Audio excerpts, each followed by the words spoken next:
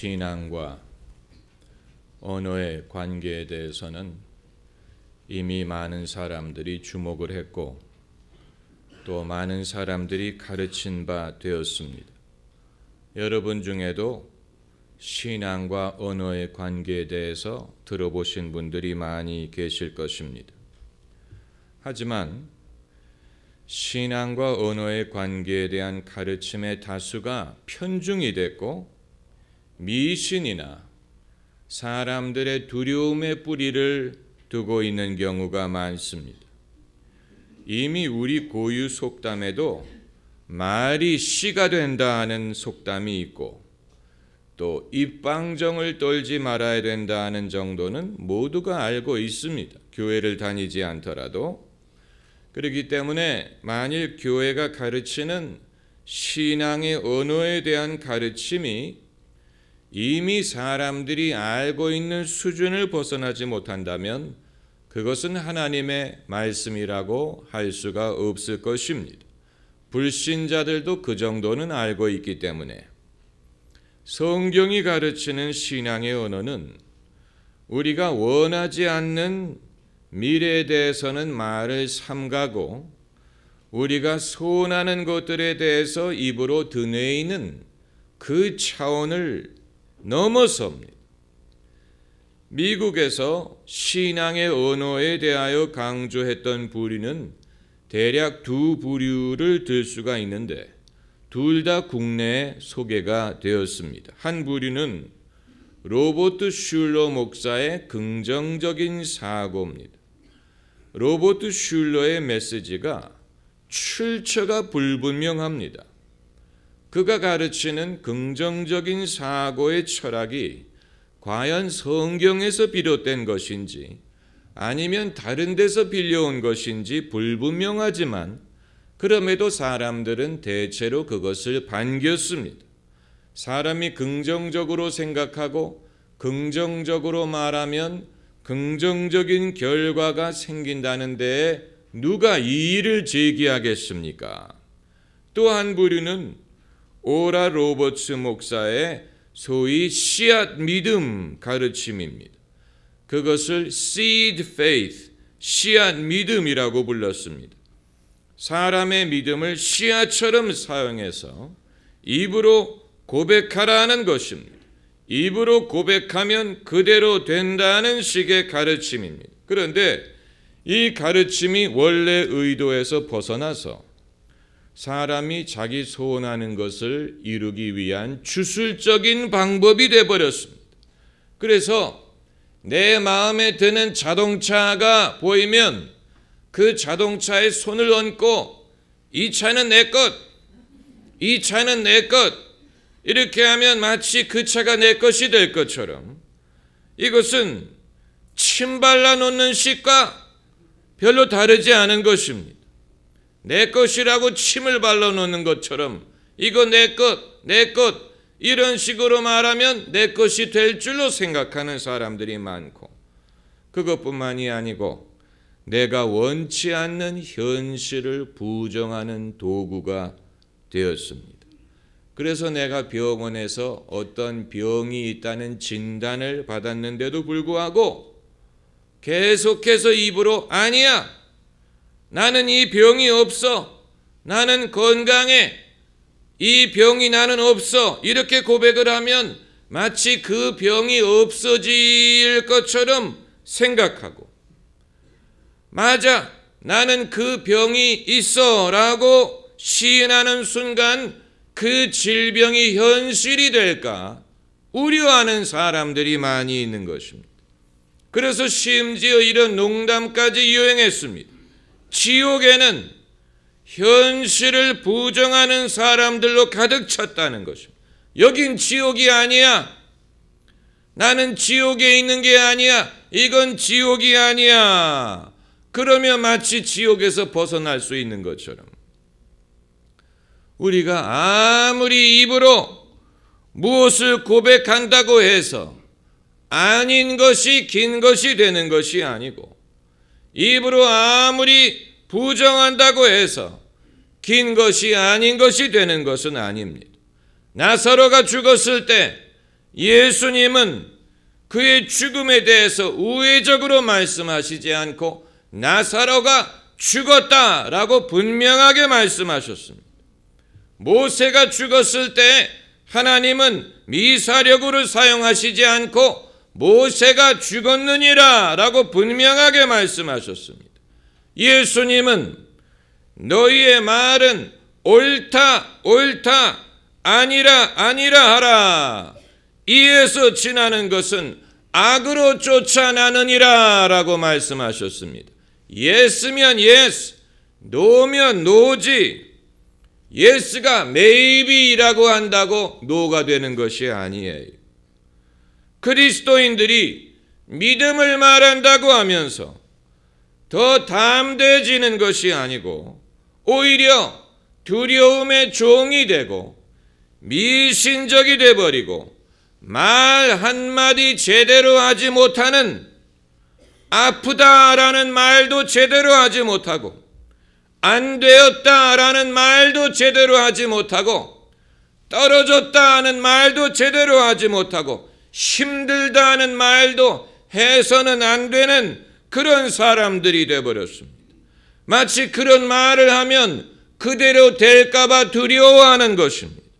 그건 믿음이 아니요 미신이요 두려움이요 원시인들의 주술적인 사고방식과 다르지 않습니다. 그러면 오늘 본문에서 말하는 입으로 시인한다는 말은 무엇을 말하는 것입니까?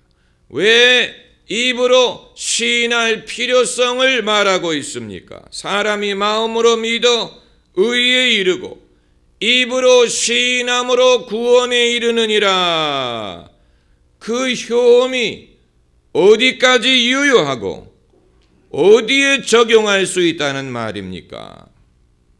사도 바울은 본문에서 다른 것을 말하고 있는 것이 아니고 인간의 구원의 문제에 대해서 말하고 있습니다. 구원받을 만한 믿음에 대하여 말하고 있고 그 믿음이 사람을 어떻게 구원하는지를 말하고 있습니다. 먼저 믿음이 어디서 오느냐? 17절 말씀에 있는 대로 믿음은 들음에서 나며 들음은 그리스도의 말씀으로 말미암았느니라. 믿음은 기적을 보는 데서 오는 게 아니고 믿음은 하나님을 보는 데서 오는 게 아니고 믿음은 들음에서 나고 그리스도의 말씀에서 말미암습니다. 그 믿음, 그런데 그 믿음이 내 구원에 효험을 주기 위해서는 먼저 내 마음에 그 믿음을 두어야 되고 내 입으로 내 믿음을 시인해야 된다는 말입니다. 사도 바울은 다른 어떤 성례전이나 다른 어떤 의식이나 예식보다도 입의 고백이 더 효과적이고 효험이 있다라고 강조하고 있습니다. 그래서 그가 너희가 마음으로 믿고 그리고 세례를 받으면 구원을 얻으리라고 말하지 않았고 너희가 마음으로 믿고 그리고 성찬식을 받으면 구원을 얻으리라고 말하지 않고 너희가 마음으로 믿고 입으로 시인하면 구원을 얻으리라. 사람에게 구원의 효력을 미치는 다른 어떤 예식이나 성례전보다도 믿음을 입으로 시인할 필요성을 강조한 것입니다. 그 이유는 8절에 말씀이 내게 가까워 내 입에 있으며 내 마음에 있다 하였으니 곧 우리가 전파하는 믿음의 말씀이라. 이 구절에서 키워드는 우리가 전파하는 이란 말입니다. 우리가 전파하는 믿음의 말씀. 왜 기독교에서 말씀 선포가 중요한 역할을 담당하느냐? 말씀을 선포하는 것은 성도에게 그저 정보를 전달한다든가 성도를 권유한다든가 설득한다든가 이런 차원이 아닌 말씀 선포를 통하여 하나님의 구원의 은혜 자체를 전달하는 역할이 있습니다.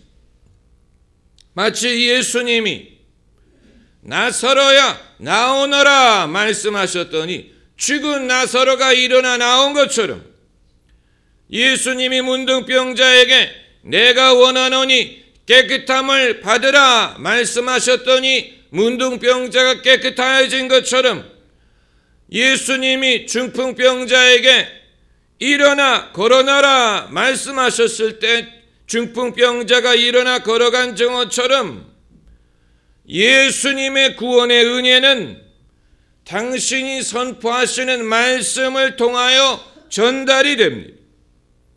예수께서 우리에게 내 죄 사함을 받았느니라 라고 선포하실 때 그 말씀을 듣고 믿는 사람은 죄 사함을 받습니다. 우리의 죄를 사하시는 주님의 은혜가 당신이 선포하시는 말씀 속에 담겨져 있습니다.